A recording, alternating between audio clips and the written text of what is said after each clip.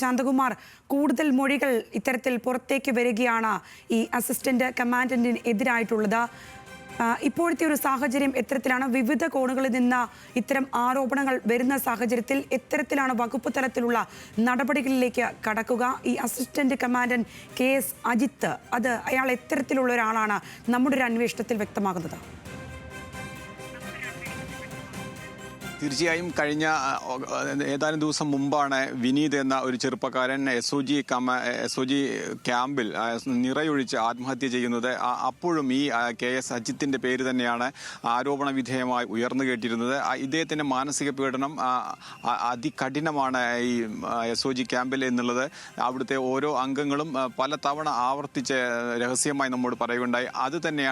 അത് സൂചിപ്പിക്കുന്ന വിധത്തിൽ തന്നെയാണ് നേരത്തെ തന്നെ ഈ ഇദ്ദേഹത്തിന്റെ സ്വഭാവ രീതി ഇങ്ങനെ തന്നെയാണ് എന്ന് സൂചിപ്പിക്കുന്നതാണ് ഇപ്പോൾ പുറത്തു വന്നിരിക്കുന്ന ഈ മൊഴിയും. അതായത് ഒരു വനിതാ പോലീസ് ഉദ്യോഗസ്ഥ, SOG കമാൻഡന്റ് ജോലി ചെയ്തിരുന്ന ഒരു വനിതാ പോലീസ് ഉദ്യോഗസ്ഥ, അവർക്ക് ജോലി പോലും രാജിവെച്ച് പോകേണ്ട അവസ്ഥയിലേക്ക് ഈ അജിത്തിന്റെ മാനസിക പീഡനം എത്തി എന്നുള്ളതാണ്. അവർ ഇനി ഈ പോലീസ് സേനയിലേക്ക് ഇല്ല എന്ന ഉറച്ച നിലപാടിൽ തന്നെ തുടരുന്നു. അവരെ മാനസികമായി പീഡിപ്പിക്കുക മാത്രമല്ല, അവർ ആത്മഹത്യക്ക് ശ്രമിച്ചു. ഇദ്ദേഹത്തിന്റെ മാനസിക പീഡനത്തെ തുടർന്ന് ആത്മഹത്യക്ക് ശ്രമിച്ചു. ആത്മഹത്യക്ക് ശ്രമിച്ചതിന് ശേഷം വിശദമായ അന്വേഷണം നടത്തിയത് ഡെപ്യൂട്ടി കമാൻഡന്റ് ആയിട്ടുള്ള CP അജിത് കുമാർ ആയിരുന്നു. ഈ അജിത് കുമാറിന് നൽകിയ മൊഴിയാണ് ഇപ്പോൾ നമുക്ക് ലഭിച്ചത്. ആ മൊഴിയിൽ വിശദമായി പറയുന്നുണ്ട് സ്ത്രീത്വത്തെ അവഹേളിക്കുന്ന വിധത്തിൽ ലൈംഗിക ചുവയോടെ സംസാരിക്കുന്നത്, അങ്ങനെ ഒരു സ്ത്രീയോട് അപമര്യാദയായി പെരുമാറുന്ന, പരമാവധി എല്ലാവിധത്തിലും പെരുമാറിയിട്ടുള്ള ഒരു വ്യക്തിയാണ് ഈ അജിത്ത് എന്നുള്ളത് വ്യക്തമാണ് ഈ മൊഴിയിൽ ഉടനീളം. ഇത്തരത്തിലുള്ള ഒരു ഉദ്യോഗസ്ഥനെതിരെ ഒരു നടപടിയും ഇതുവരെ സ്വീകരിക്കാൻ ആഭ്യന്തര വകുപ്പ് തയ്യാറായിട്ടില്ല, മുഖ്യമന്ത്രി തയ്യാറായിട്ടില്ല എന്നുള്ളത് തന്നെ ഏറ്റവും പ്രധാനപ്പെട്ടത്. കാരണം ഇപ്പോൾ ഒരു പോലീസ് ഉദ്യോഗസ്ഥൻ ആത്മഹത്യ ചെയ്തു, അതിന് സ്വയം നിറയൊഴിച്ച് ഈ ക്യാമ്പിൽ വെച്ച് ആത്മഹത്യ ചെയ്തു. നേരത്തെ ഇപ്പോൾ മൊഴി പുറത്തു വന്ന ഷിഫാന എന്ന വനിതാ പോലീസ് ഉദ്യോഗസ്ഥ ഇതേ ക്യാമ്പിൽ തന്നെ ആത്മഹത്യാ ശ്രമം നടത്തി. നിരവധി പേർ ഈ ക്യാമ്പിൽ നിന്നും മാനസിക പീഡനം സഹിക്കവയ്യാതെ ഈ ക്യാമ്പിൽ നിന്നും പോവുകയും ചിലർ ഈ ഉദ്യോഗസ്ഥർ തന്നെ രാജിവെച്ച് പുറത്തു പോകുന്ന സാഹചര്യമുണ്ടായി. അങ്ങനെ കടുത്ത മാനസിക പീഡനം നേരിടുന്ന ഒരു കേന്ദ്രമായി അരീക്കോട്ടെ SOG ക്യാമ്പ് മാറിയിട്ടുണ്ട്. ഇതിന് പ്രധാനപ്പെട്ട കാരണം ഈ KS അജിത്ത് മാത്രമാണ് എന്നാണ് എല്ലാവരും പറയുന്നത്. അത് തന്നെയാണ് ഈ മൊഴികളിൽ ഉടനീളമുള്ളത്. എല്ലാ തരത്തിലും എല്ലാ കാലത്തും പീഡനം നടത്തുന്ന ഒരു വ്യക്തിയായി അജിത് കുമാർ മാറിയിട്ടുണ്ട്.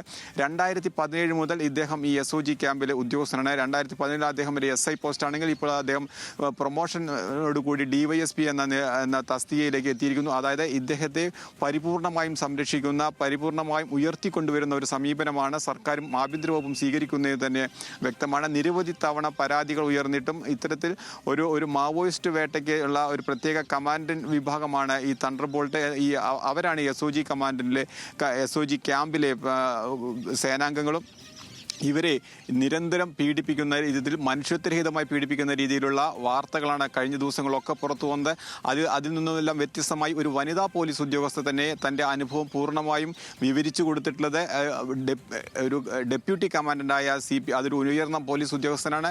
ആ ഉദ്യോഗസ്ഥനാണ് ഇത്തരത്തിലുള്ള ഒരു മൊഴി പൂർണ്ണമായി നൽകിയത്.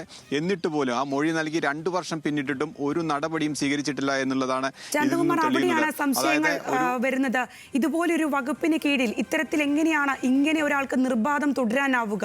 ഇതിൽ ഇയാൾക്കെതിരെ ഒരാൾ പോലും, വിവിധ ആൾക്കാർ ശബ്ദമുയർത്തുന്നുണ്ടെങ്കിൽ പോലും ഒരാൾ പോലും നടപടി എടുക്കുന്നില്ല. എത്രയും പെട്ടെന്ന് അച്ചടക്ക നടപടികൾ സ്വീകരിക്കപ്പെടുന്ന ഒരു വകുപ്പിന് കീഴിലാണ് ഇത്തരത്തിൽ ഇയാൾ വർഷങ്ങളായി ഈ പ്രവർത്തനം നിർബാധം തുടരുന്നത്. അപ്പോൾ ഇയാൾക്ക് ആരാണ് ഇത്തരത്തിലുള്ള പിന്തുണ നൽകുന്നത്? ഈ ഘട്ടത്തിൽ എത്തരത്തിലാണ് നമ്മുടെ ഒരു അന്വേഷണത്തിൽ ഇയാളുടെ ഈ പ്രവർത്തനങ്ങളെ മനസ്സിലാക്കുന്നത്?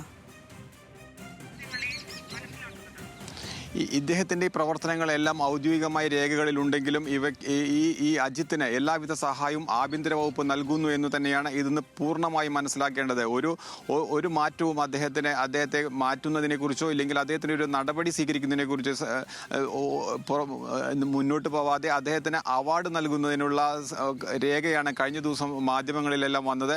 ഇദ്ദേഹത്തിന് അവാർഡ് നൽകുന്നതുമായി ബന്ധപ്പെട്ടുള്ളത് അതും വിവാദമായി ചർച്ചയായതാണ്. അത് ഈ ഒരു വിനീത് എന്ന ചെറുപ്പക്കാരൻ ചെറുപ്പക്കാരൻ സ്വയം ആത്മഹത്യ ചെയ്ത് കാരണക്കാരനായത് അജിത്താണ് എന്നുള്ള ആരോപണം ഉയർന്നതിനിടെയാണ് അത്തരം വിവാദങ്ങളെല്ലാം പുറത്തു വരികയും ചെയ്യുന്നത്.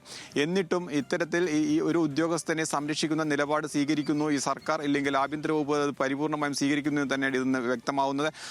ഇദ്ദേഹത്തിന് എല്ലാ തലത്തിലുമുള്ള പിന്തുണ ഉണ്ട് എന്ന് തന്നെ നമുക്ക് മനസ്സിലാക്കാൻ കഴിയും. കാരണം ഇത്രയും വലിയ ഒരു പീഡനം നടക്കുന്ന, അവഹേളനം നടക്കുന്ന, സ്ത്രീത്വത്തെ അപമാനിക്കുന്ന ഒരു വ്യക്തിയെ ഒരു സേനയുടെ തലവനായി ഇപ്പോഴും തുടരുന്നു എന്നുള്ളത് ഏറെ അപമാനകരമാണ് കേരളത്തെ സംബന്ധിച്ചിടത്തോളം. നമ്മൾ പലപ്പോഴും സിനിമാ മേഖലയിലെ പ്രശ്നങ്ങളെല്ലാം എല്ലാവരും ചൂണ്ടിക്കാട്ടുകയും അവിടുത്തെ പീഡനത്തെക്കുറിച്ചെല്ലാം വലിയ വാർത്തകൾ വരികയും ചെയ്യുമ്പോൾ ഇത്തരം പീഡനങ്ങളെല്ലാം നിയമപരമായി നിയന്ത്രിക്കേണ്ട സംവിധാനമാണ് പോലീസ്. ആ പോലീസ് സംവിധാനത്തിലാണ് വലിയ ഗുരുതരമായ പീഡനം നടത്തുന്ന വിവരങ്ങൾ പുറത്തു വരുന്നത്. അതൊരു വനിതാ പോലീസിൻ്റെ തന്നെയാണ്. ഈ വനിതാ പോലീസിൻ്റെ ഈ മൊഴിയിൽ, ഒരു 3 പേജുള്ള ഈ മൊഴിയിൽ പരിപൂർണമായും നമുക്ക് വായിക്കുമ്പോൾ മനസ്സിലാക്കാൻ കഴിയും ഒന്നും ചെയ്തിട്ടില്ല. അതിനുശേഷം 2 വർഷമായി ഈ മൊഴി നൽകിയിട്ട് ഈ ഉദ്യോഗസ്ഥനെതിരെ ഒന്നും ചെയ്യാൻ ആഭ്യന്തര വകുപ്പ് തയ്യാറായിട്ടില്ല എന്നുള്ളത് അതിൽ ഏറെ ആശങ്കയുണ്ട് അവർക്ക്. അത് തന്നെയാണ് അവർ ഈ ജോലി തന്നെ രാജിവെക്കാൻ കാരണം.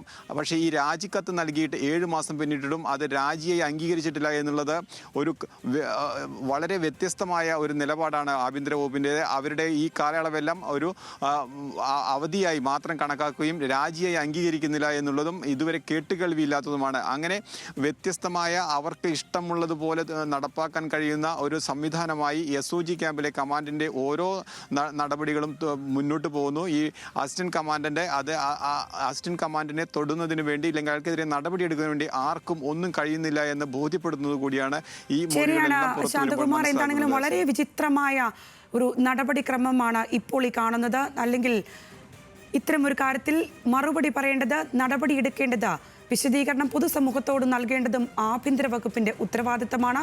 ശാന്തകുമാർ വെള്ളാലത്താണ് വിശദാംശങ്ങൾ പങ്കുവച്ചത്.